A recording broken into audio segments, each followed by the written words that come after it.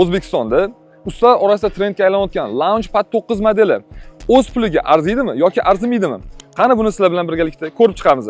Bu qurilmamizni primer tariqasida BYD avtomobilida ishlatib ko'rsatib beramiz. Pad 9 qurilmasi BYD dilerskiy instrumentini 90% o'rnini bosa oladi. Misol uchun Pad 9 yordamida adaptatsiya, kalibrovka, juda ham ko'p servis funksiyalarini bajarish imkoniyati bor.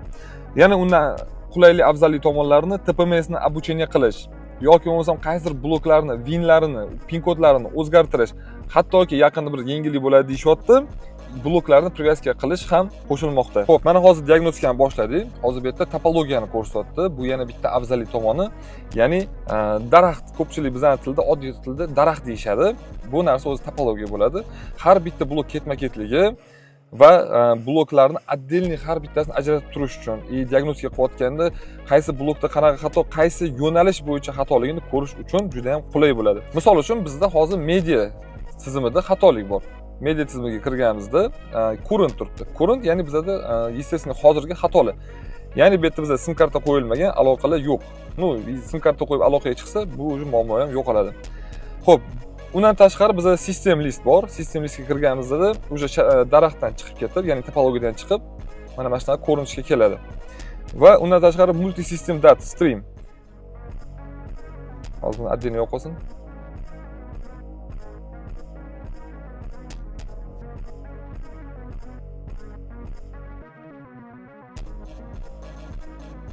Bundan tashqari Pad 9 da yana bitta fishkasi bor. Imoni aktivatsiya qilsanglar, sizlarga juda ham ko'p marka modellarga kalt yozishlar, immobilizer bilan ishlashga dostуп beradi.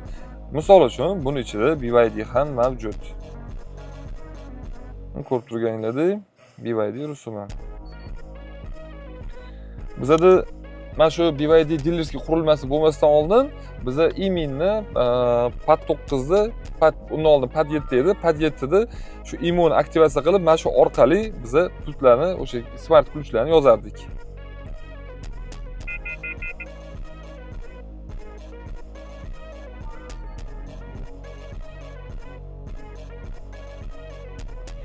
Xo'p, bizda key matching, ya'ni kalt yozish mana shu vkladkada bo'ladi. Ko'rib turganingdek, поддержка qiladigan modellari. Ko'rib turganingdek, bu qurilma o'zini puliga juda ham stoyt.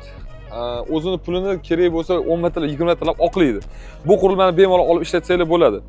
Bu qurilmada yana ham juda ham ko'p funksiyalar bor, lekin uni ko'rsatishga bizda vaqt yo'q. Shuning uchun sizlarga qisqacha qilib ko'rsatib berdik.